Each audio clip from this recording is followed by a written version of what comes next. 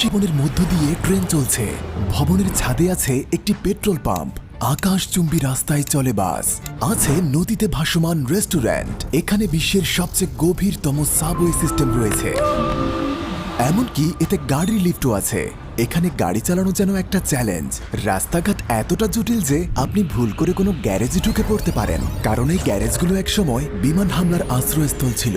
এটি চীনের রাজধানী চংকিং, যেখানে জাপানিরা বোমা হামলা চালাচ্ছে।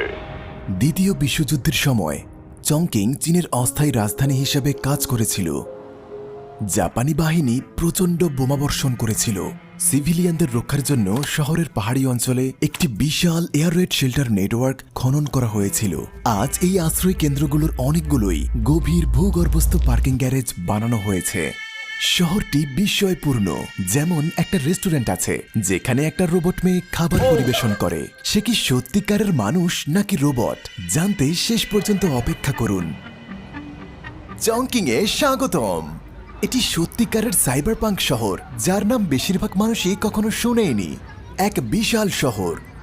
আমার পেছনে আছে একটা সেতু, আর ওই দিকটা একটা শপিং মল। চংকিং এর জনসংখ্যা 3,20,00,000। আপনি হয়তো প্রথমেই নাম শুনেছেন। গ্রামীণ এলাকা সহ এর জনসংখ্যা 3,20,00,000। তাই এটি টোকিও, দিল্লি, সাংহাই অথবা সাও পাওলো শহরগুলির মতো নয়, কিন্তু আয়তনের দিক থেকে এটি বিশ্বের বৃহত্তম শহরগুলির অন্যতম একটি। আমরা শহরটি এক্সপ্লোর করব আর আপনাদের দেখাবো কেন এটি এক অদ্ভুত শহর। চংকিং অসম পাহাড়ি ভূখণ্ডের উপর নির্মিত। যেমন এখানে দেখুন, চারপাশে তাকালে মনে হবে বিল্ডিং, ঘরবাড়ি আর দোকানগুলো সব একই স্তরে।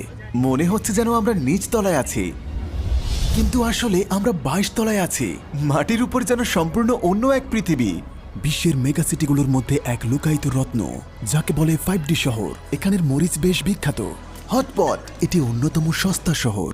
রাতে এটি সাইবার পাঙ্ক শহরে পরিণত হয়। এই হলো 重庆。